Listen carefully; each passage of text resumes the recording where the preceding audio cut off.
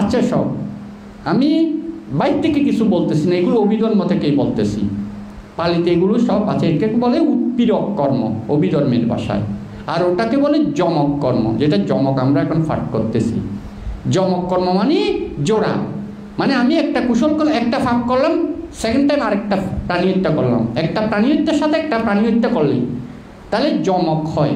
আমি অতীতে একটা প্রাণীহত্যা করেছিলাম, এটার সাথে যদি আরেকটা প্রাণীহত্যা এই জন্মে করি, দুইটা যমক হয়।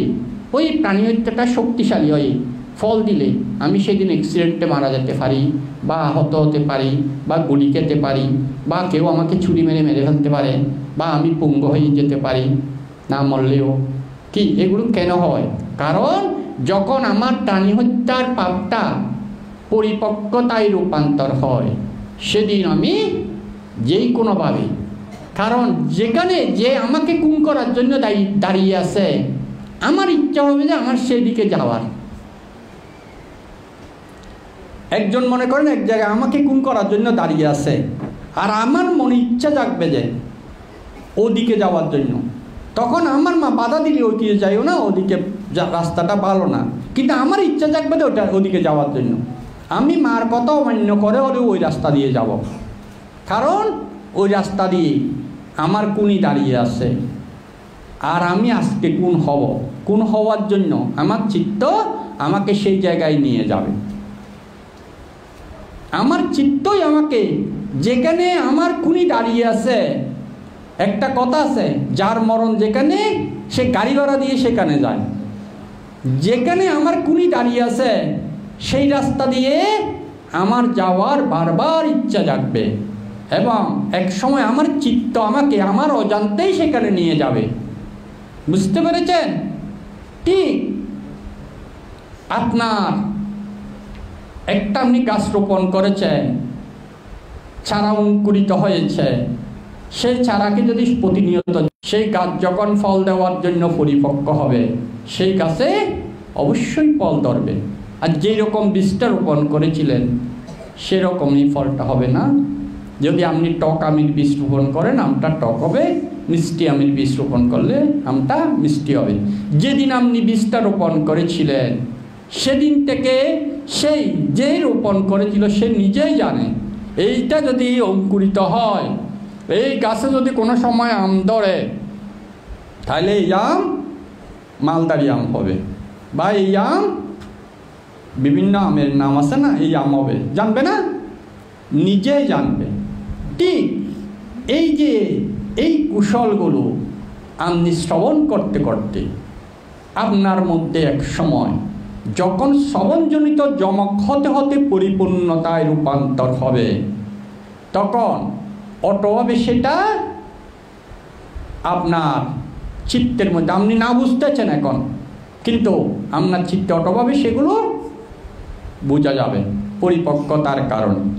এবং এইভাবে শুনতে শুনতে দেবতারা, দেখুন দেবতারা ধ্যান করে অনুশীলন করে এদের মার্গফল বা অরহত হতে হয় না, এরা শ্রবণ করতে করতে হতে পারে, ব্রহ্মারা শ্রবণ করতে করতে হতে পারে, কিন্তু মানুষেরা শ্রবণ করতে করতেও হতে পারে, অনুশীলন করতে করতে, দুইটা মানুষের দুইটা বা দুইভাবে পারে মানুষেরা। ওই কারণে মানব জন্ম দুর্লভ, কারণ সকল বুদ্ধগণ এই মানবকুলে উৎপন্ন হয়, দেবলোকে বুদ্ধ উৎপন্ন হয় না, ব্রহ্মলোকে বুদ্ধ উৎপন্ন হয় না। তাহলে মানুষের মধ্যে দুইটা ক্ষমতা আছে, একটা অনুশীলন করতে করতেও পারে, শ্রবণ করতে করতেও পারে। তাইলে এই শ্রবণগুলো এইভাবে যমক হতে হতে পরিপক্কতায় রূপান্তর হবে। কিন্তু এইগুলো যেহেতু অভিধর্ম, এই বিষয়গুলো যেহেতু অভিধর্ম, এই অভিধর্ম শ্রবণ করতে করতে এগুলো চিত্ত চৈতসিক নির্বাণের কথা, তার মানে এগুলো প্রত্যেকটা চিত্তই ত্রিহেতুক। আমি যে কালকে ত্রিহেতুকের কথা বলেছিলাম, হাইব্রিড বলিনি কালকে, যেটা প্রজ্ঞাযুক্ত যদি কোনো কর্ম হয় সেই কর্ম ত্রিহেতুক হয়, যেটা প্রজ্ঞায় নিয়ন্ত্রণ করে সেটা ত্রিহেতুক। সেটা যে যখন বিপাক দেখবে তখন মানুষ মার্গফল বা অরহত হতে পারে। বুঝতে পেরেছেন?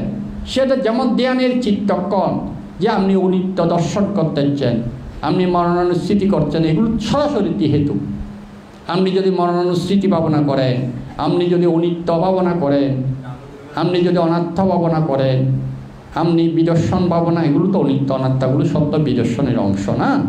তাহলে এই যে আপনি যদি কায়ানুস্মৃতি ভাবনা করেন, এগুলো তিহেতুক চিত্ত, এগুলো সব তিহেতুক চিত্ত। ঠিক এই অভিধর্মর পাঠের প্রত্যেকটা শ্রবণজনিত পুণ্যগুলো তিহেতুক চিত্ত গঠন করে। এগুলো যেদিন ফল দেবে, তাহলে এটা শ্রবণ করতে করতে যখন যমক হয়ে পরিপক্কতায় রূপান্তর হবে, সেদিন আপনি এই শুনতে শুনতে অরহত অথবা মার্গফল লাভ করতে পারবেন। যেমন হয়েছে পঞ্চবর্গীয় শিষ্যরা, যেমন হয়েছে এই যে যশ, যেমন হয়েছিল যশের 54 জন বন্ধু, যেমন হয়েছিল উর্বল্লা কাশ্যপের আশ্রমে 71 জন, 500 জন উর্বল্লা কাশ্যপের শিষ্য, আর 300 জন ছিল উর্বল্লা কাশ্যপ গয়া কাশ্যপের শিষ্য, আর 200 জন ছিল নদী কাশ্যপের শিষ্য। এরা 1000 জন এই উর্বল্লা কাশ্যপের আশ্রমের মধ্যে অরহতই ছিল শ্রবণ করে। কেন এরা হঠাৎ শ্রবণ করে? কারণ বুদ্ধের সময়কালে যারা জন্ম হয়, বুদ্ধের সাথে যারা সাক্ষাৎ প্রাপ্ত হয়, এরা তো আসলে সবাই বিভিন্ন সময় এরকম শ্রবণ করতে করতে বা অনুশীলন করতে করতে হয়তো দেবলোকে জন্ম হয়। দেবলোক থেকে যখন বুদ্ধগণ জগতে বুদ্ধ উৎপন্ন হওয়ার সময় হয়, তখন এরা সকলেই মার্গফল লাভ করার জন্য, সকলে অরহত হওয়ার জন্য পৃথিবীতে যেই জায়গায় বুদ্ধত্ব লাভ করবে, যেই জায়গায় বুদ্ধের ধর্ম প্রচার হবে, এক কথায় মধ্যপ্রদেশ, এই মধ্যপ্রদেশের মধ্যে তখন এরা দেবলোক থেকে চ্যুত হয়ে মনুষ্যলোকে উৎপন্ন হয়। কারণ তাদের ওই পরিপক্কতা হয়ে যায়। বুঝতে পেরেছেন? তাহলে এগুলো একদিনের নয়। আমরা বলছি এতজন অরহত হয়ে গেছে, এতজন মানুষ, এতজন ব্রহ্মা মার্গ, এই যে 18 কোটি ব্রহ্মা মার্গফল হয়ে গেছে, অসংখ্য দেবতা মার্গফল হয়ে গেছে, এগুলো এমনি হয়নি। এটা আমাদের কাছে একদম সহজ মনে হচ্ছে, যেভাবে বলতেছে মনে হয় মার্গফল একদম সহজ না। এটা একদিনের না, এর অসংখ্য জন্মে এইভাবে শ্রবণ করেছিল। এইভাবে যেমন এই যে আমি আচরিত কর্মের কথা বললাম না, তাহলে আপনি যে শ্রবণ করছেন, এই শ্রবণটা এই যতদিন আপনি শ্রবণ করতেছেন, এগুলো যদি আপনার চিত্তের মধ্যে স্মরণ রাখে, মৃত্যুর সময় যদি আপনার এই আচরিত কর্ম হিসেবে এসে আসন্ন কর্মে রূপান্তর হয়, তাহলে মৃত্যুর সময়ও আপনি সোতাপন্ন বা অরহত হয়ে মৃত্যুবরণ করতে পারেন, তার মানে পরিনির্বাপিত হতে পারেন। বা কোনো কারণে মৃত্যুর সময় না হলে আপনি সেই সময়তেই চিত্তটা নিয়ে দেবলোকে উৎপন্ন হতে পারেন। তাহলে দেবলোক থেকে আমরা যে বলি সামান্তা সাক্কাবালেসু, দেবতারা আসো, এই যে কালকেও বলেছি, এই দেবতারা এখানে মনুষ্য রূপ ধরে বা অদৃশ্যভাবে এখানে শ্রবণ করতে করতে এখান থেকে হয়তো অনেক দেবতারা সেরকম মার্গফল লাভ করে চলে যাচ্ছে। কিন্তু আমাদের যদি দিব্যচক্ষু থাকতো আমরা দেখতাম, বা আমাদের যদি পরচিত্ত বিজনন জ্ঞান থাকতো, তাইলে আমরা বলতে পারতাম। কিন্তু আমাদের সেই গুণটা নাই বলে আমরা এটা বলতে পারতেছি না। তাহলে এই দেবতারা কেন হয়? এরা এই পুণ্যশক্তি করতে করতে যখন এটা শক্তিতে রূপান্তর হয়, ওই যে আমি কালকে হাইব্রিড বীজ কথা বলেছি, এই শক্তিতে যখন রূপান্তর হয়, এই শক্তির কারণে এই যখন পরিপক্কতা হয়, গাছটাকে আর বলতে হবে না এই গাছ ফল দাও বলতে হয়, সেটা অটোমেটিকলি ফল দিতে শুরু করে। গাছকে খুঁজে নিতে হয় না, চাইতে হয় না। ঠিক আপনার চিত্তের মধ্যে যখন কুশলে দানময়, শিলময়, ভাবনাময়, শ্রুতময় বিভিন্ন কুশলগুলো পরিপক্কতা হবে, অটোভাবে আপনাকে সেটাই আকর্ষণ করবে। অকুশল উৎপীড়কগুলো আপনাকে বাধা দিয়ে রাখতে পারবে না। অকুশল উৎপীড়কগুলো এই যে আপনারা কেন এত সময় ব্যয় করে, আমি যে দেখি প্রায় আপনারা সামনের সারিতে যে অনেককে প্রতিদিন দেখি, আমি প্রায় সময় দেখি এখানে। তাহলে আপনাদের এটা কেন হয়? একটা চিন্তা করে দেখুন, আপনারা কেন এই যে চিত্তটা কেন হয়? চেতনা না থাকলে আসতে পারতেন না। চিত্তটা কেন হয়? কারণ এই যে আমি তো দেখেছি যে এখানে অভিধর্ম পাঠ না হলেও অনেকে সেখানে দ্বিতীয় তলায় প্রতিদিন 4টার দিকে ধ্যানে বসে যায়। তাহলে এটা কেন আপনাদের চিত্রটা কেন আসতে চায়? কারণ এটা আপনাদের মধ্যে এই যে আস্তে পরিপক্কতা রূপান্তর হচ্ছে বলে। এই যে কীভাবে বুঝবেন আপনার হচ্ছে, এইটাই তো বুঝার একটা নিজে নিজে বুঝতে পারে। আপনার বারবার ভালো কাজ করতে ইচ্ছা জাগবে, আপনাকে অভিধর্ম শুনতে ইচ্ছা জাগবে, আপনার পাঠটান পাঠ করতে ইচ্ছা জাগবে, আপনার দান করতে ইচ্ছা জাগবে, আপনার ভাবনা করার ইচ্ছা জাগবে, আপনার শিল পালন করার ইচ্ছা জাগবে। এটাই আপনার কাছে আপনাকে আনন্দ দেবে, এইটা করতে আপনাকে আনন্দ দেবে। আপনাকে যদি আমি বলি প্রাণী হত্যা করেন, আপনি বলবেন এটা আমি পারবো না বানতে। আপনাকে যদি চুরি করতে বলি, আপনি বলবেন বানতে এটা আমি পারবো না। কিন্তু আরেকজনকে যদি বলি সে এটা করতে পারবে। যারা এই কুশলগুলো পরিপক্কতায় রূপান্তর হয় তারা আর অকুশল করতে পারে না, কারণ তার এই কুশল অকুশলের উৎপীড়ক হয়ে যায়, ওই কারণে পারে না। তার মানে অকুশল করার শক্তিটা নষ্ট হয়ে যায়।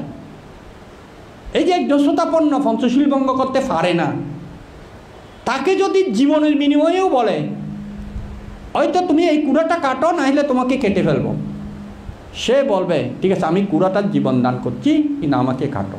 তবু সে তার জীবনের বিনিময়েও একটা প্রাণী হত্যা করতে পারবে না।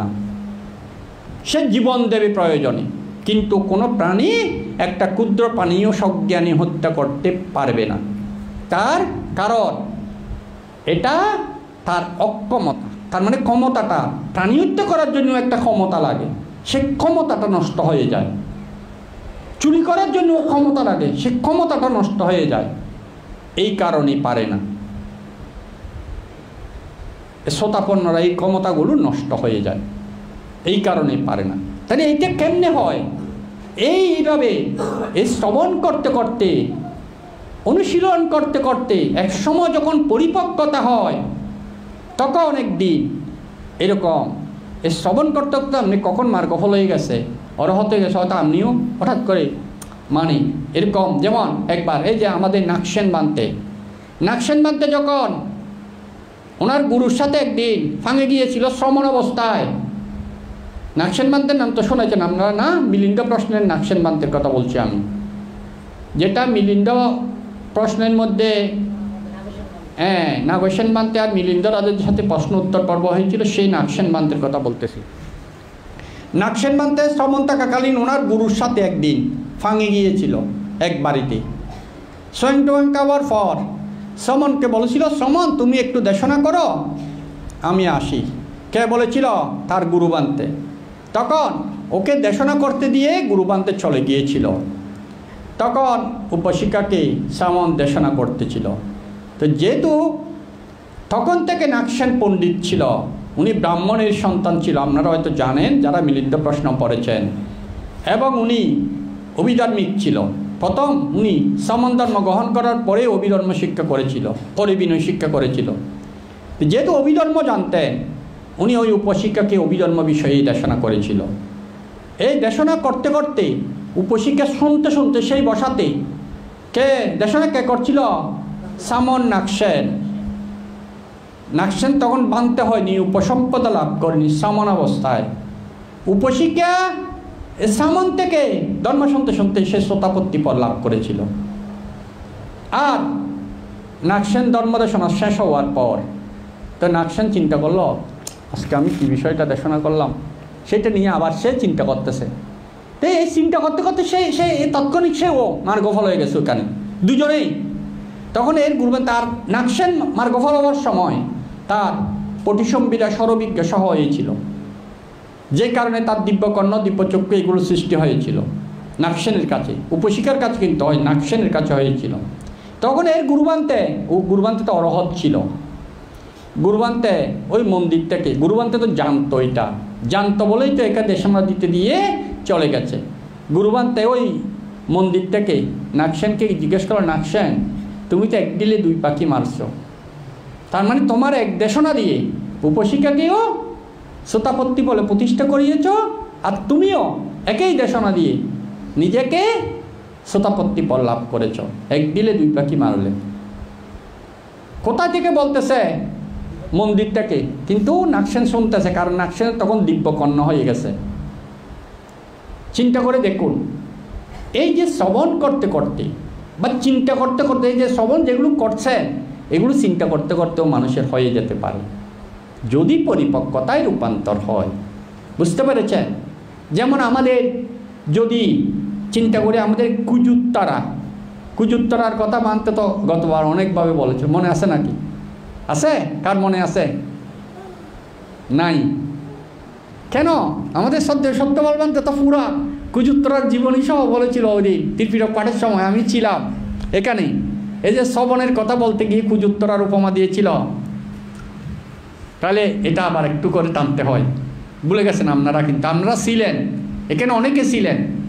সত্যপাল বলতে এখানে দেশনাটা করেছিল, আমি এখানে বসেছিলাম মনে হয়। আমার এখনও তো মনে আছে, আমি ইন্ডিয়া যাওয়ার আগেই ত্রিপিটক পাঠের প্রথম দিকে বিনয় পিটক চলাকালীন সময়ে দেশনাটা করেছিল বানতে। এই শ্রবণের পর বর্ণনা করেছিল। কুজুত্তরা হচ্ছে শ্যামাবতী রাজা, উদয়ন রাজা ছিল বুদ্ধের সময়কালে, একজন উদয়ন রাজা। রাজার 3টা রানী ছিল। 3 রানীর মধ্যে দ্বিতীয় রানী হচ্ছে শ্যামাবতী। শ্যামাবতীর 500 জন দাসী ছিল। 500 জন দাসীর মধ্যে 1 নাম্বার হচ্ছে কুজুত্তরা। আচ্ছা, কুজুত্তরা কেন ওনার নাম? ওনার নাম ছিল উত্তরা। উনি গুজো ছিল, মানে কোমরটা বাঁকা ছিল, ওই কারণে ওনাকে ডাকতো কুজুত্তরা, মানে গুজো উত্তরা, যেটা আমাদের চট্টগ্রাম ভাষায় বললে গুজো উত্তরা। ওই গুজো উত্তরা বললে সবাই চিনত, কিন্তু ওনার নাম উত্তরা। তো একটা গুজো মানুষকে আমরা বলি না গুজো মুখ, সেরকম তাইলে কুজোত্তরা মানে গুজো উত্তরা। বুঝতে পেরেছেন? তাহলে এটাকে শ্যামাবতীর দাসীদের মধ্যে কৃতদাসী, এরা ছিল কৃতদাসী। তখনকার দিনে দাসী কিনে নেওয়া হতো। এই কৃতদাসীদের মধ্যে 500 জন শ্যামাবতীর কৃতদাসী ছিল। তাদের মধ্যে প্রধান ছিল কুজুত্তরা। প্রতিদিন কুজুত্তরা সেদিন ফুল কিনতে গিয়েছিল, কারণ প্রতিদিন রাজা 8 টাকা দিত। তখন 8 স্বর্ণ মুদ্রা। উদয়ন রাজা কুজুত্তরাকে ফুল দেওয়া দান করার জন্য রাজার পক্ষ থেকে প্রতিদিন 8 স্বর্ণ মুদ্রা দেওয়া হতো কুজুত্তরাকে। কুজুত্তরা প্রতিদিন ফুল নিয়ে আসত রানীর জন্য। দ্বিতীয় রানী। তৃতীয় রানী হচ্ছে বসুদেব। আর প্রধান রানী হচ্ছে মাগন্দিয়া। 3 রানী ছিল কার? উদয়ন রাজার। 3 রানীর দ্বিতীয় রানীর কথা বলতেছি। এই কুজুত্তরা প্রতিদিন কি করত? 4 টাকার ফুল নিত, 4 স্বর্ণ মুদ্রার ফুল নিত, আর 4 স্বর্ণ মুদ্রা চুরি করে রেখে দিত। ফুল নিত 4 স্বর্ণ মুদ্রা, আর 4 স্বর্ণ মুদ্রা চুরি করে রেখে দিত। কিন্তু সেদিন যাওয়ার পথে সেই উদয়ন রাজার এলাকায় সম্যক সম্বুদ্ধ ওখানে এসেছিল। এই সম্যক সম্বুদ্ধ যখন ওখানে এসেছিল, সেদিন কুজুত্তরা ফুল কিনতে যাওয়ার সময় বুদ্ধের সভা দেখে সেই সভাতে ধর্মশ্রবণ করার জন্য বসেছিল। ধর্মশ্রবণ করতে করতে কুজুত্তরা পটিসম্বিদা সহ শ্রোতাপত্তি লাভ করেছিল। পটিসম্বিদা, এখানে একটা কথা, পটিসম্বিদা মানে যারা অটোভাবে পড়তে হয় না, অটোভাবে তার এই অভিধর্ম জ্ঞানগুলো, সূত্র বিনয়ের জ্ঞান হয় না, অভিধর্ম পিটক পুরা অটোভাবে জ্ঞানটা চলে আসে। মার্গফল লাভ করার সময় তার অটোভাবে জ্ঞানটা চলে আসে এবং সে এই জ্ঞানের অধিকারী হয়ে যায়। তাকে আর বই পড়াগুলো মুখস্থ করতে হয় না। বুঝতে পেরেছেন? কুজুত্তরা লেখাপড়া জানত না, কিন্তু সেদিন বুদ্ধের ধর্মদেশনা শ্রবণ করে এই কুজুত্তরা পরিসম্বিত হয়ে শ্রোতাপন্নতি লাভ করেছিল। তা আমি বলেছি, যারা শ্রোতাপন্ন হয় তারা পঞ্চশীল ভঙ্গ করতে আর পারে না, বলি নাই? যেই কারণে কুজুত্তরা সেদিন আর চুরি করতে পারবে না। প্রতিদিন যে 60 টাকা চুরি করত, সে কারণে সেদিন তার চুরি করার ক্ষমতা নষ্ট হয়ে গেছে, যে কারণে সে 8 টাকার ফুল নিয়েছিল। তাহলে ডবল হয়ে গেছে না ফুল? যখন সেই ফুল নিয়ে রানীকে দিল, রানী জিজ্ঞেস করল, কি রানী শ্যামাবতী, কি রাজা কোনো কারণে আমাদের প্রতি সন্তুষ্ট হয়ে আজকে টাকা বেশি দিয়েছে নাকি? অনেক ফুল দেখলাম। তখন কুজুত্তরা বলল, না রাজা টাকা বেশি দেনি আসলে, কারণ সে মিথ্যা কথাও বলতে পারবে না, ক্ষমতা নষ্ট হয়ে গেছে। আসলে এতদিন আমি রাজা আমাকে প্রতিদিন 8 টাকা দিত, আমি 4 টাকা ফুল আনতাম, 4 টাকা চুরি করতাম, কিন্তু আজকে আমি যাওয়ার পথে বুদ্ধের ধর্মদেশনা শুনে আমি মার্গফলে প্রতিষ্ঠিত হয়েছি, যে কারণে আমার চুরি করা আর সম্ভব নয়, সেই কারণে আমি আজকে 8 টাকার ফুল নিয়ে এসেছি। এটা শোনার পর রানীর ইচ্ছা কি, এমন কি জিনিস যেটা শুনে যেটা লাভ করলে চুরি করা সম্ভব নয়, এইটা শুনে সে আশ্চর্য হয়ে গিয়েছিল। তখন কুজুত্তরাকে বলল, তাইলে সেই ধর্ম আমাদেরকে একটু শ্রবণ করো। একেবারে শ্রবণ করার জন্য উতলা হয়ে গেল। তখন কুজুত্তরা বলল, তাইলে, কারণ সে যেহেতু দাসী, রানী তো উঁচু আসনে বসে, দাসীরা তো নিচু আসনে বসে। সে বলল, আমি যদি ধর্মদেশনা শ্রবণ করাতে চাই, তাইলে আমাকে উঁচু আসনে, ধর্ম আসনে বসাতে হবে। রানীকে বলল, নাইলে আমি সেই দেশনা, সেই ধর্ম দিতে পারবো না, বলতে পারবো না। তখন রানীকে একটা উচ্চ আসনে বসিয়ে, ওরা যেই আসনে বসেছে সেই থেকে উঁচু আসনে বসিয়ে, কাকে? কুজুত্তরাকে, দাসীকে বসানোর পর তাহলে রানীসহ আরও 499 জন দাসী সবাই বসেছিল। এবং কুজুত্তরা থেকে তারা এই বুদ্ধ, কারণ যেহেতু সে প্রতিসম্বিটা লাগে, তার এগুলো অটোভাবে চলে এসেছে। সে এমনভাবে সেদিন ধর্মদেশনা করেছিল রাজবাড়িতে। এই কুজুত্তরা থেকে শুনে এই শ্যামাবতী সহ 500 দাসী তারা সবাই শ্রোতাপত্তি ফল লাভ করেছিল শ্রবণ করতে করতে। এই কথাটা বানতে আমাদের শ্রদ্ধেয় সত্যপাল বানতে কিন্তু ত্রিপিটক পাঠের সময় বলেছিল, আপনারা ভুলে গেছেন যে? মনে আছে? এখন মনে পড়তেছে নাকি? একটু মনে পড়তেছে না? তাইলে কারণ আপনারা মনে করতে পারছেন না বলে এই কথাটা আমি আবার রেফারেন্স টানলাম, নাহলে এটা বলতাম না। এই কুজুত্তরা, এরা সবাই যখন শ্রোতাপত্তি ফল লাভ করেছিল, তো তখন এইটা নিয়ে বুদ্ধের সময় ভিক্ষু সংঘের মধ্যে একটা প্রশ্ন এসেছিল, মানে কুজুত্তরা ভগবান এমন কি করেছিল যেটা সে তার ধর্মদেশনা আসলে 500 জন মার্গফল লাভ করতে পারে, বা কী বা কর্ম করেছিল সে যে আজকে কৃতদাসী কুলে জন্ম নিল, কি কর্মের প্রভাবে কুজুত্তরা মার্গফল বা প্রতিসম্বিদা সহ মার্গফল লাভ করল, আবার কী বা কর্মের প্রভাবে সে গুজ হলো।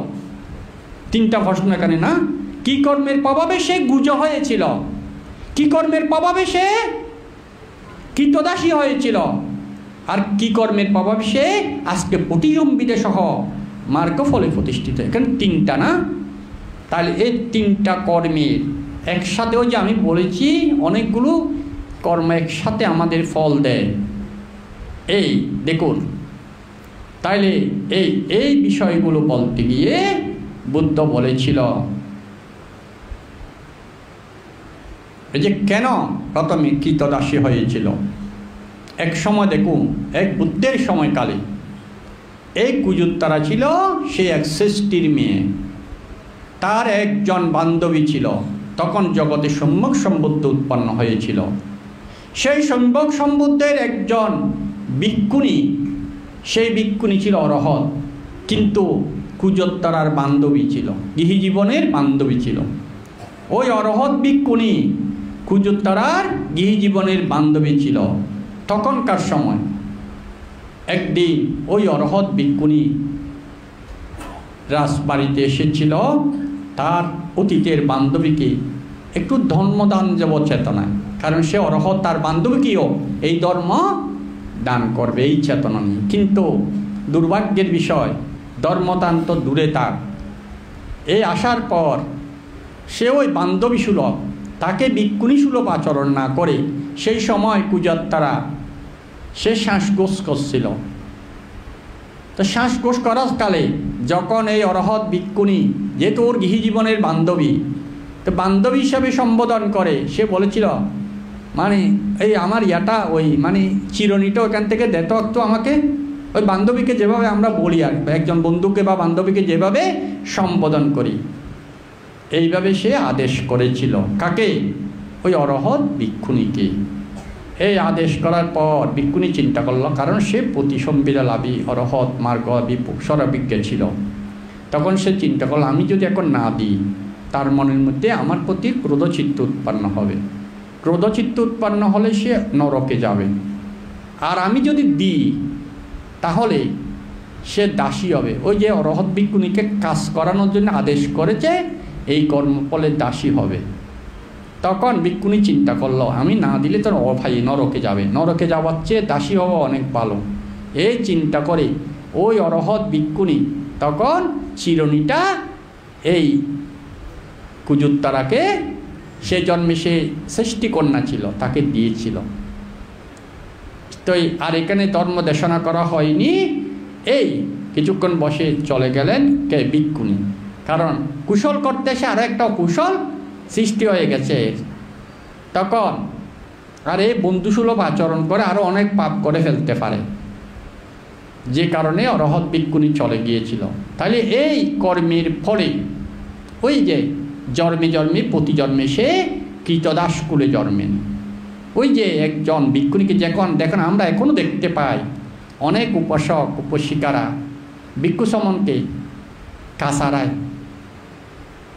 এই যে বিহারে আসলে এই যে বিশেষভাবে কমিটি ভিত্তিক বিহারে দেখি, এই যে অনেক সময় বানতে শেয়ারটা দন্ত শেয়ারগান দন্ত বা সমনরে সমন শেয়ারগান দত হারে হয়ে যায় সমনরে হনে ওই বউ হলে বড় বড় বাবু, এই বাবু হলে বুঝছ,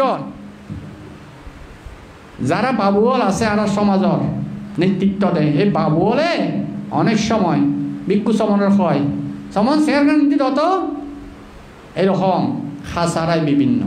এই যারা ভিক্ষু সমনের খাসারায়, এই তারা জন্মে জন্মে হদ্দে দাসকুলে জন্ম নেয়। তারা ওই মানুষের খাস করি কম পড়ে, সবসময় মানুষই তারা খাসারায় দিয়ে এরকম কর্মপ্রভাবে এরকম কুলে জন্ম নেবে। এই কুজা দাসীও এই কারণে আচ্ছা এই কারণে দাসী হইতো দেয় এই উগ্র কর্ম। দ্বিতীয় দিন আরেক জন্মর কথা, এই জন্ম উগ্র পাচ্ছিক্য বুদ্ধ একদিন পিণ্ডিচারণ দাসী হনে পাচ্ছিক্য বুদ্ধ এই পিণ্ডিচারণ যে দাসী এই হরে ওই কুজা দাসীর গরত। তখন এই কি করছে, কিছু সোয়াই তরি তরকারি পাচ্ছিক্য উত্তরে পিণ্ডিচারণের দান দি বন্দনা করে প্রার্থনা করছে রে, যে এই যে পাচ্ছিক্য বুদ্ধ যে জ্ঞান লাভ করছি সে যে সেই জ্ঞানের অধিকারী হতে পারি, এই প্রার্থনা করছে দান দিয়ে। তাহলে যে অরহতের পাচ্ছিক্য বুদ্ধ মানিত অরহৎ জ্ঞান, বুদ্ধ মানিত অরহৎ জ্ঞান, তার মানে সেই জ্ঞান লাভ করতে পারে চারিয়ার্য সত্য জ্ঞান।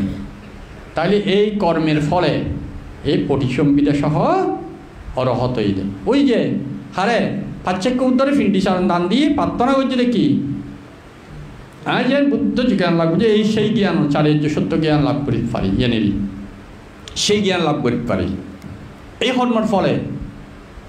আর গুজ কিনলে ওই আসলে পাশ্চাত্য বিদ্যা বুদ্ধই আসল দি গুজ। তো ও কী করছে স্বয়ং দিয়ে বটে, কিন্তু আরেকবার হতা প্রসঙ্গে ওই এবার বান্ধবীরে গল্প করতে যায় হত দেয়, হয়তো আজিয়া পিণ্ডিচারণ করতো পাচ্ছিক্য বুদ্ধ এসে দেয় এন্ডিকে গুজ, মানে ওই গুজ যেদিকে পাচ্ছিক্য বুদ্ধ গুজ আসলে ওই অভিনয় করে দেখাই, ঠাট্টা করিয়া নারী ঠাট্টা করি অভিনয় করে আর অনেক কিছু ন দেখাই না। এই পাচ্ছিক্য বুদ্ধ যে গুজ আছিল এই অভিনয় করে দেখাই দেয় আরেকজনরে দুষ্টামি করে পারলে একটা চিত্তই বা আরেক চিত্তই লগি কই, এই কারণে সে জন্মে জন্মে গুজ হয়। আর ওই যে অরহৎ ভিক্ষুণীরা হাসারাইয়ে এহতলা জন্মে জন্মে দাসী হয়। আবার ফাঁসেজ্ঞ বুদ্ধর যে দান দি প্রার্থনা করছি সেই জ্ঞান লাই এহতর লাই বুদ্ধ সাক্ষাৎ পাই আবার সেই জ্ঞানের অধিকারী হই। এইবার বুদ্ধ হনে ভিক্ষু সংঘরা প্রশ্ন করছে দে কেনে মানিবে কিল্লে গুজই কিল্লে দাসী হই এবং আবার কেনে এরকম প্রতিসম্বিতে সহ সরব বিজ্ঞা সহ যার জ্ঞান লাভর ক্ষমতা আছে ইবে হাই রকম হইতো এই বুদ্ধ ভিক্ষু সংঘর দেশনা করছিল বুঝছেন। তো এই কুজা দাসী তলিসন এই তারা ব্যাগ গোল শুনিয়া না মার গহল লাভ করছে দে। আবার আরও দেখি যেন বুদ্ধের সময়কালে 500 হালা বাঁধুর ওনারা আগে নিশ্চয় উন্নয়ন উগ্রবান্তে চঙ্করম গুহার ভিতর চঙ্করমণ করতো দেয় অভিধর্ম ফাট করত অভিধর্ম ফাট করে চঙ্করমণ করত। তা খালা বাঁধুরই উনি লটকা লটকে ওই গুহার ভিতর বই থাকতো তো উনি তো শুনতো। আচ্ছা খালা বাঁধুরই বুঝেন না ন বুঝের কিন্তু শোনের দেবেও যে হইলাম আর শুনির দেবে অটোভাবে এবার মানুষ হোক এবার বৌদ্ধ হোক হিন্দু হোক খ্রিস্টান হোক মুসলমান হোক পশু হোক ফাঁকি হোক এবার অটোভাবে আর চিত্ত সেফর হতব হয় না নয় হালিও বোধবার হয় আজিও হয় তাহলে ফাঁকিও নত সেই নয় অভিধর্ম হইবে শূন্য দেন ন বুঝে কিন্তু সেফ তো শুনিয়া না এই যে শুনি সেফ হইয়ে এইভাবে প্রতিদিন শুনতো শুনতে আসলে একটা জিনিস প্রতিদিন শুনিলে যান ন বুঝিলেও ভালো লাগে শুনিবে ভালো লাগে দেরি একবার খারাপ জিনিসও যদি অনেক একখানে খারাপ কাজ প্রতিদিন করন খারাপ কাজই আনতে ভালো লাগবে আবার বালা হাসা প্রতিদিন করলে ভালো লাগবে তারা বুদ্ধ হতে তাত্রা অভিনন্দিনী বারবার যে জিনিসের আমরা অভিনন্দন করি অনুমোদন করি যেবার সাথী পাট্টা নন মানে তৃষ্ণা কি জিয়ান আমরা বারবার অভিনন্দন করি বারবার অনুমোদন করি ইয়ে নেই তৃষ্ণা ইয়ে নেই আর পুনর্জন্মর হারণ হয় তাহলে বারবার অভিনন্দন করি তাহলে আরা ভালো হাজরে বারবার অভিনন্দন করলি বারবার শ্রবণ করলি বারবার আর যদি এই যে হলে এক মুঠ আমি দান দিই তাহলে বারবার যদি আইবে বারবারত দেয় আমি একঙ্গে 10 মন দিলাম কিন্তু আরেকজন দিন নভারের এবার যদি এক মুঠ প্রত্যেকদিন রাখে দেয় এইবার যদি 1 কেজিও করে 1 কেজি করতে পারত তো 1 কেজি বানাইতে এবার তো 20 বার বা 30 বার রাহাম পড়ছে 30 বার সিক্ত উৎপন্ন হই এবার দানসিক্ত 30 বার উৎপন্ন হই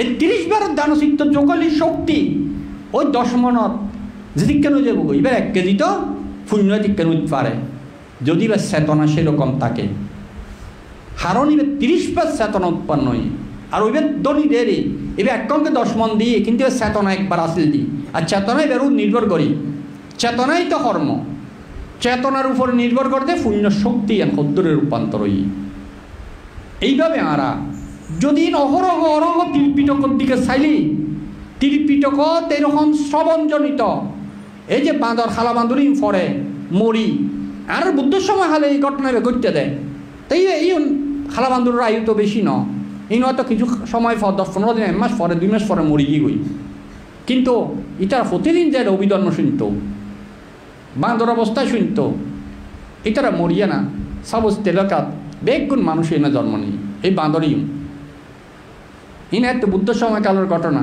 বেগুন মানুষ এনে জন্ম নেই এই বেগুন মানুষের জন্ম নেওয়ার পরে ইতারা যাতে পরিপূর্ণ বয়সই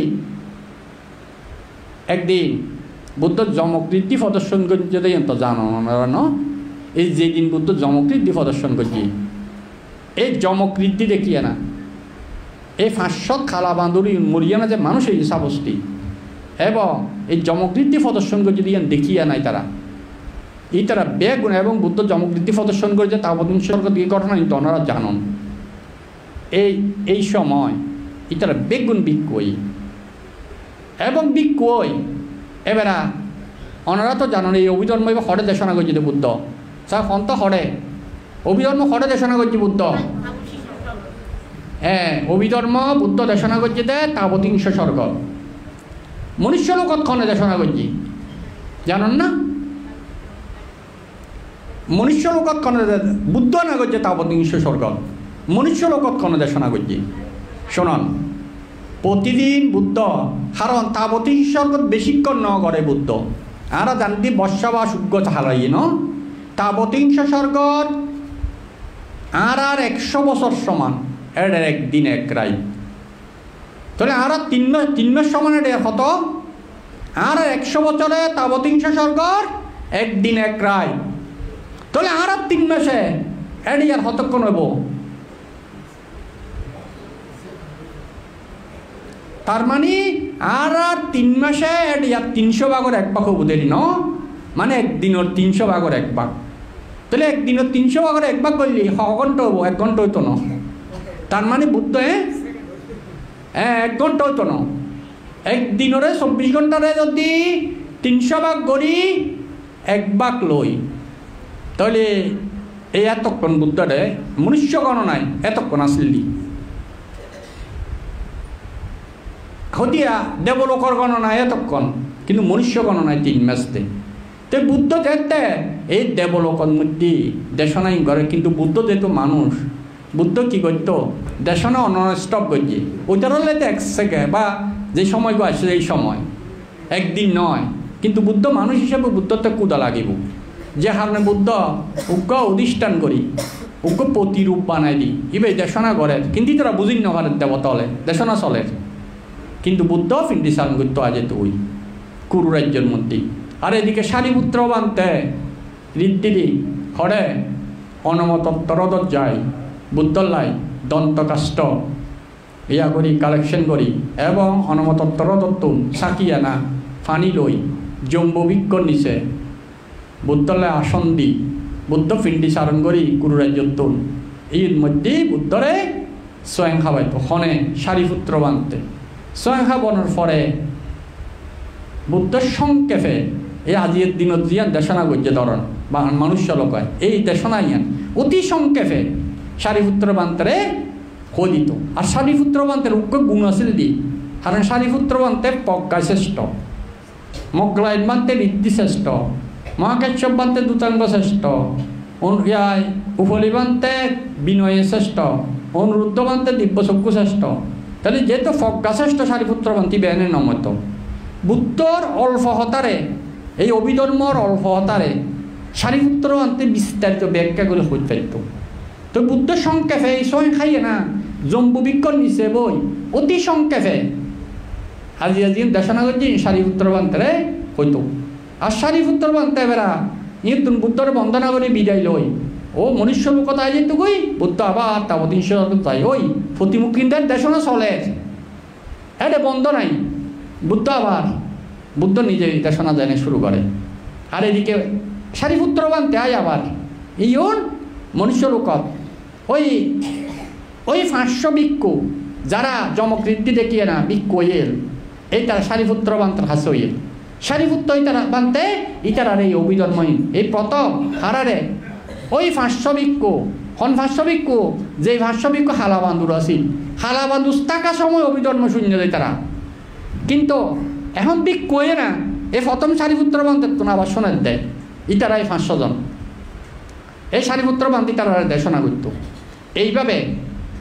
এইভাবে প্রতিদিন চলতি এই এক সময় এই 500 জন ভিক্ষু বুদ্ধ তাবতীংশ স্বর্গত থাকাকালীন সময়ে তো একসাথে চল ওদিকে বুদ্ধ তাবতীংশ স্বর্গত করে এদিকে সারিপুত্র বান্তে মনুষ্য লোকত করে এই বুদ্ধর এই অভিধর্ময়ন এই সেই সময় বর্ষাবাস চলে কারণ বর্ষাবাসের সময় তো আসলে এক বর্ষাটা হারাই দিল না এই সময় এই 500 ভিক্ষু এই অভিধর্ম শ্রবণ করতে 500 ভিক্ষু বেগুন রহত ফল লাভ করছেন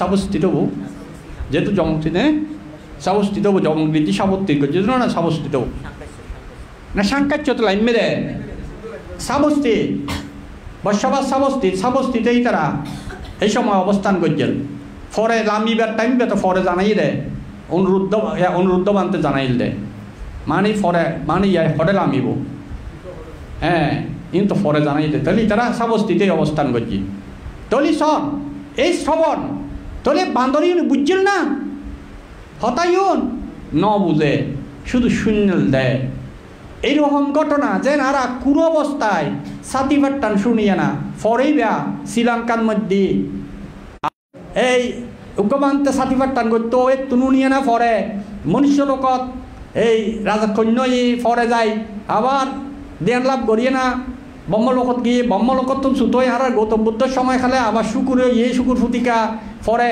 14 জন্ম শ্রীলঙ্কার মধ্যে মানুষ হিসাবে জন্ম নিয়ে এই 14 জন্মের মধ্যে 14 জন্ম এই বেকা একটা মন্ত্রীর বউ এনে জন্ম নিয়ে শ্রীলঙ্কার 14 জন্ম শ্রীলঙ্কার মানুষ এনে জন্ম নিয়ে মন্ত্রীর বউ যাতে জন্ম নিয়ে তো একদিন দু অরহত বানতে ফিন্ডি চান করতে আসছে হরহত ওই মন্ত্রীরও বাড়ি এই ফিন্ডি চান করতে আসছে স্বয়ং দিতে পারি তখন মন্ত্রীর বউয়ে স্বয়ং দিয়ে না যাতে যার গই তখন অরহত না হানিটা দিব্য চক্ষু দাঁড়িয়ে আছি সর্ববিজ্ঞা তার দিব্য চক্ষু থাকে তখন এইবার অতীতর হতা জানি পারি তখন উগ্রবান্তে আর উগ্রবান্তে এবার দুজন কিন্তু আসছিল অরহত আর উগ্রহত দে বন্ধু ওই শুকর ফুতিকা ওই শুকর ফুতিকা মানে শুকর ফুতিকা শব্দ অর্থ শুকরের বাচ্চা তলি এখন যদি কে হয় সোয়াইন দিতে যায় বানতে যদি শুকরের বাচ্চা ডাকে কে হবেন হোল বানতে আরে গাইকাদের এমন হইবেন ঠিক সেমলি ওই উনি ফেলে ঠিক হনে রানীর আর মন্ত্রীর বউয়ে এই শোনানোর পর এবার বন্দনার হতে বানতে আমাকে শুকর প্রতিকা কেন বলেছেন তখন অন্য ঘরের বাধ্যই তো তখন হদ্দে উপশিকা বুদ্ধের সময়কালে আপনি একটা শুকরের বাচ্চা বা শুকর প্রতীক হয়ে জন্ম নিয়েছিলেন আপনাকে দেখিয়ে দিয়ে বুদ্ধ দেশনা করেছিলেন আপনি সেই শুকর প্রতীকা সেই কথা বলার সাথে সাথে সেদিন ওই মন্ত্রীর স্ত্রী সাথে সাথে তার কী হয়েছিল ওই দিব্য চক্ষু উৎপন্ন হয়েছিল পরচিত্ত বিজনন জ্ঞান উৎপন্ন হয়েছিল জাতিস্বর জ্ঞান উৎপন্ন হয়েছিল সে নিজে নিজে তার এই মুরগিটাকে প্রথম সাতিপাট্টান শ্রবণ মুরগিটাকে যা ঘটেছে সব সে নিজে দেখতে পাচ্ছে যেহেতু নিজে দেখতে পারতেছে এখন তার প্রশ্ন করার ইয়া নেই তখন সে চিন্তা করল আমি কত দুঃখ ভোগ করেছি তখন সে তার স্বামীর কাছে গিয়ে বলল আমি ভিক্ষুণী হব তখন শ্রীলঙ্কায় ভিক্ষুণী সঙ্গ ছিল তখন বিদায় নিয়ে কার কাছ থেকে তার স্বামীর কাছ থেকে বিদায় নিয়ে তিনি ভিক্ষুণী সঙ্গে ভিক্ষুণিত্ব বরণ করেছিল এবং এই ভিক্ষুণী হওয়ার পর দেখেন উনি ধ্যান করেনি ভিক্ষুণী হওয়ার পর একদিন এক সাতিপাট্টান প্রোগ্রামে সাতিপাট্টান শ্রবণ করতে করতে উনি শ্রোতাপত্তি ফল লাভ করেছিল এবং আরেকদিন অনাত্মালক্ষণ সূত্র পাঠ অনুষ্ঠানে অনাত্মালক্ষণ শ্রবণ করতে করতে সেই ভিক্ষুণী অরহৎ ফলে প্রতিষ্ঠিত হয়ে সেই জন্মেই পরিনির্বাণ লাভ করেছিল তাহলে তার প্রথম শ্রবণটা ছিল মুরগি অবস্থায় এই মুরগি অবস্থা থেকে তার পুণ্যের বীজটা সৃষ্টি হয়েছিল সেটার পরিপক্কতা হয়েছিল এই রানীর এই মন্ত্রীর স্ত্রী জন্মে বুঝতে পেরেছেন তাইলে এই যে শ্রবণকালীন এরকম অহরহ ঘটনা যদি আমি উপমা দিতে যাই আজকে সারা রাতিও শেষ হবে না অহরহ ঘটনা ত্রিপিটকে শুধু শ্রবণ করতে করতে মার্গফল লাভ হয়েছে বা পরবর্তী জন্মে হয়েছে এরকম এই যে আমরা সাপ দেখতে পাই গরু দেখতে পাই অজগর সর্প হয়েছে গরু হয়েছে অনেক অনেক আছে ঘটনা জাতকের মধ্যে আছে ত্রিপিটকের মধ্যে আছে অনেক অনেক ঘটনা শ্রবণ করতে করতে তো যারা বলে আমরা তো মানতে বুঝতে পারছি না হ্যাঁ বোঝা যাবে এই যে তাছাড়াও যেমন একবার আমার গুরুবান্তের কাছে দেখুন আমার গুরুবান্তের কাছে যখন আমরা ছিলাম তখন আমাদের একজন সেবক সে এসএসসি পরীক্ষা মাত্র দিয়েছিল ইয়া থেকে ওই ইঞ্জিনিয়ারিং কলেজ পাহাড়তল ইঞ্জিনিয়ারিং কলেজ থেকে আমি যখন পাহাড়তল ছিলাম তো তখন সেই পরীক্ষার এসএসসি পরীক্ষার পর ওখানে পাহাড়তল যে শ্রমণ হলো তো সে খুব পণ্ডিত ছিল এমনি ছোটোকাল থেকে এমনি ব্রেইনি ছিল লেখাপড়ায় যেহেতু ইঞ্জিনিয়ারিং কলেজের ছাত্র তার এমনি হয়নি সে ব্রেইনি ছিল কিন্তু আমাদের ওখানে ওর বাবাও সেবা করতো ও প্রায় সময় ওর বাবার সাথে যেত পরীক্ষার পরে যখন শ্রমণ হলো তো সেই শ্রমণ এই 10 দিনের জন্য নিজে নিজে অধিষ্ঠান করে ধ্যান করতেছে তো 2-1 দিন করার পর আমার গুরুবান্তের কাছে গেল তো আমার গুরুবান্তিকে বলতেছে বান্তে আমি যতটুকু শুনেছি ধ্যান করলে জ্ঞান বাড়ে আর বুদ্ধের ধর্ম যদি আচরণ করে, সে নিজে নিজে জ্ঞানতে বাড়তেছে, সে নিজে নিজে জানতে পারবে। কই আমি তো আজকে দুদিন থেকে ধ্যান করতেছি, আমার যে জ্ঞান বাড়তেছে আমি তো জানতে পারতেছি না। আপনারা কোনোদিন এই প্রশ্ন করেছেন বান্তাদেরকে? তাইলে দেখেন, পণ্ডিতেরাই প্রশ্ন করতে পারে, সবাই পারে না। যেমন আমরা মিলিন্দ প্রশ্নের মধ্যে, প্রশ্ন কে করেছিল? মিলিন্দ রাস। উত্তর কে দিয়েছিল? নাগসেন বান্তে না? প্রশ্ন কে করেছিল? মিলিন্দ রাজা প্রশ্ন করেছিল। বইয়ের নাম কি হয়েছিল? মিলিন্দ। কেন? নাগসেন উত্তর হতে পারত না? উত্তর দিয়েছিল তো নাগসেন বান্তে। বই নামটা নাগসেন উত্তর না হয়ে মিলিন্দ প্রশ্ন কেন হয়েছিল? দেখেন, যে প্রশ্ন করে সেই পণ্ডিত, যে উত্তর দেয় সে না। কারণ পণ্ডিতেরাই প্রশ্ন করতে পারে, সবাই প্রশ্ন করতে পারে না। উত্তর অনেকে দিতে পারে, কিন্তু প্রশ্ন সবাই করতে পারে না। পণ্ডিত না হলে প্রশ্ন করা সম্ভব না। তো দেখো, এই কুন্তুলের নাম ছিল কুন্তুল। এই যখন এই প্রশ্নটা করতে, কই আপনারা তো অনেকে ধ্যান করছেন, আপনাদের কারো এই প্রশ্নটা উৎপন্ন হয়েছিল? ধ্যানে জ্ঞান বাড়ে শুনেছি, কিন্তু আমার জ্ঞান বাড়তেছে আমি তো বুঝতে পারছি না। কারণ জ্ঞান বাড়লে তো আমার বুঝতে হবে। এই প্রশ্ন আপনারা কেউ করেছেন কোনোদিন বান্তাদেরকে? আপনারা তো অনেকে ধ্যানী, এখানে অনেকে আমি জানি অনেকে ধ্যানী আসছেন, করেছেন? করেন না কেন? আপনাদের প্রশ্নটা আসেনি কেন? বুদ্ধ ধর্ম, আমি তো ওই দিনও বলেছি, বুদ্ধ ধর্ম অনুশীলন করলে নিজে নিজে জানা যায়। প্রায় সময় কয়েকবার বলেছি হয়তো। দেখেন, তখন আমার গুরুবান্তে বলেছিল, দেখো হ্যাঁ, ধ্যান করলে জ্ঞান বাড়ে এবং সেটা নিজে নিজে জানা যায়। কিন্তু কখন জানা যায়? তোমাকে যদি আমি, আমার গুরুবান্তে একটা উপমা দিয়েছিল, একজন ক্ষুধার্ত লোককে, বা তুমি খুব ক্ষুধার্ত, তোমাকে আমি যদি এক প্লেট ভাত এবং তরি তরকারি দিই, তুমি প্রথম এক গ্রাস যদি খাও বা 2 গ্রাস খাও, তোমার পেট ভরবে? ভরবে? হ্যাঁ, হয়তো আমরা সকলে এক কথায় উত্তর দেব, ভরবে না। কেন? 2 গ্রাস খেলে 2 গ্রাস পরিমাণ ভরে না? 2 গ্রাস খেলে 2 গ্রাস পরিমাণ ভরবে না? নিশ্চয় ভরবে, কিন্তু তখন আমরা অনুভব করতে পারি না। আসলে 1 গ্রাস খেলে 1 গ্রাসের পরিমাণ ভরে, 2 গ্রাস খেলে 2 গ্রাসের পরিমাণ ভরে, কিন্তু তখন আমরা এটা অনুভব করতে পারি না। যখন আমাদের আধা পেট হয়ে যায়, তখন প্রতি গ্রাসে গ্রাসে আমরা অনুভব করতে পারি যে আমার পেটটা ভরতেছে না। কিন্তু প্রথম আধা পেট হওয়ার আগ পর্যন্ত আমরা অনুভব করতে পারি না, কিন্তু পেট ভরে ঠিকই। সেই পরিমাণ ভরেনি। 1 গ্রাস খেলে 1 গ্রাস পরিমাণ ভরবে, 5 গ্রাস খেলে 5 গ্রাস পরিমাণ। তখন আমার গুরুবান্তে বলেছিল, তুমি মাত্র সবে মাত্র ধ্যানে এসেছ, তোমার জ্ঞান হচ্ছে, কিন্তু আজ বুঝার মতো প্রতি স্মৃতিকণে তুমি বুঝে ওঠার মতো পরিপক্কতা হয়নি বলে তুমি বুঝতে পারছো না। কিন্তু তোমার জ্ঞান হচ্ছে যখন ওই আমাদের ভাত যেমন আধা পেটের পর প্রতি গ্রাসে গ্রাসে আমরা অনুভব করতে পারি, তোমার জ্ঞানটা যখন পরিপক্কতার কাছাকাছি হয়ে যাবে, তখন তুমি প্রতি স্মৃতিকণে বুঝবে তোমার জ্ঞান পরিপক্ক হচ্ছে। বুঝতে পেরেছিল? এটা আমার গুরুমন্ত উত্তরটা দিয়েছিল, যেমন প্রশ্ন তেমন উত্তর। দেখুন, তাইলে আমিও মনে করি যারা সবসময় পুণ্য কাজ করে, তাদের সেটা তারা বুঝতে পারে বলেই, সেটার সুফলতা পরিপক্কতার দিকে আসলে বুঝতে পারে বলেই তারা সব সময় পুণ্যকর্মের দিকে অটোমেটিক বাধা দিলেও চলে আসে। আর যারা যতদিন বুঝতে না পারে তাদেরকে উদ্বুদ্ধ করতে হয়। তাই আমরা বান্তারা কী করি? এই যে বললাম আমি, যে একদিকে ফিন্ডি চাল নিয়ে দাঁড়িয়ে আছে, সেদিকে না গিয়ে যেদিকের মানুষ দিচ্ছে না ওই কেক্কম ভাতি যাইতে তাগিদ্দি কিল্লাই এই তারা রুগ্য শূন্যর হেতু হয়ে বেল্লাই। এই ভিক্ষু সংঘরাও অনারারে হইয়ে না বা ইয়ে বানতে অনারারে হইয়ে না এই আয়োজনীয় গড়ার অনারারে আইবেল্লাই হর অনারারে হইয়ে না উকা এই শূন্য হরমত হেতু সৃষ্টি করার দে বানতে টিয়াই লাকি নদের বানতে টিয়াই না আবার এই হাতেই খরচ করতে না, কিন্তু অনারারে হই ইবে উগ্র শূন্যত হেতু সৃষ্টি করার দে। আর এটা নোয়ালি সৈন্য হয়তো এটা আসছি দে আগে বান্তা এই জন্যই গজ্জি দে অনারা সৈন্য দম দেয় আর হাইট দিন আগিয়ে হই ত্রিপিটক পাঠার সময় অনারা নদীলে যদি আর শূন্য ফারমি থাকে কে না কে ব্যস্ত দেবতলে আইলে স্বয়ং দিব যদি আর শূন্য ফারমি থাকে, কিন্তু অনেক বঞ্চিত হবেন দে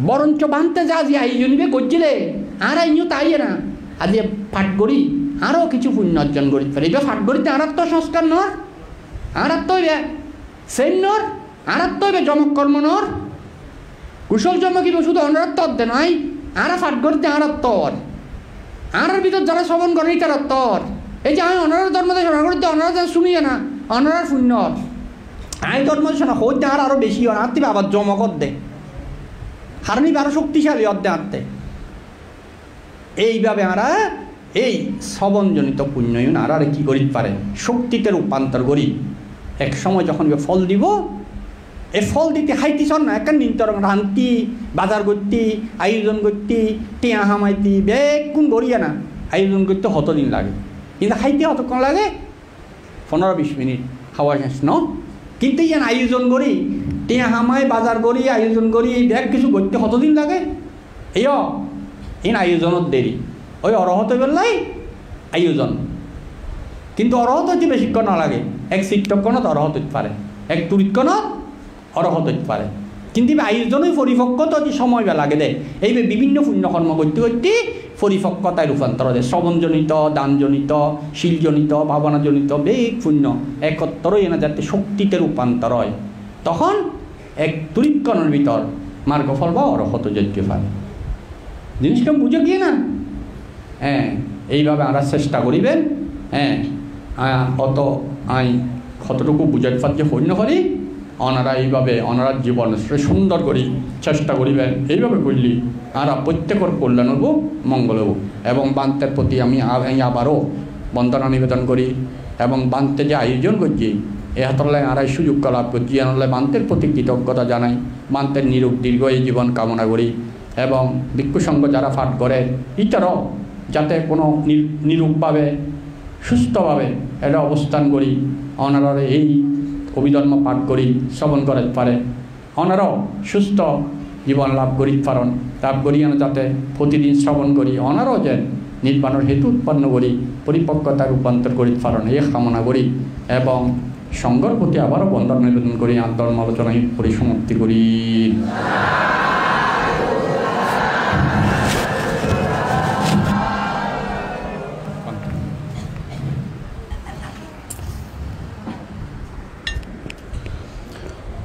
পরম পূজ্য মহান ভিক্ষু সংঘ ধর্মপ্রাণ পুণ্যার্থী উপাসক উপাসিকা এতক্ষণ পর্যন্ত আমাদেরকে ধর্ম দান করেছেন আমাদের পূর্ণাঙ্গ অভিধর্ম পাঠে যিনি পরিচালক এবং আমাদের সকলের কল্যাণ মিত্র বিদর্শন আচার্য জ্ঞাননিধি প্রজ্ঞাইন্দ্রিয় মহাতের মহোদয় আমরা ওনার ধর্মদানজনিত এবং ধর্ম শ্রবণজনিত যাহা পুণ্য সঞ্চয় করেছি সমস্ত পুনরাশি আমাদের বাংলাদেশি বৌদ্ধদের সর্বোচ্চ ধর্মীয় গুরু মহামান্য ত্রয়োদশ সংঘরাজ বান্তের সুস্থ নিরোগ দীর্ঘায়ী জীবন কামনা এবং আজকে যারা আমরা সবাই এখানে বসে এই পূর্ণ অনুষ্ঠান সুসম্পন্ন করার সুযোগ লাভ করেছি এই প্রতিষ্ঠানের অধ্যক্ষ পরম শ্রদ্ধেয় গুরুদেব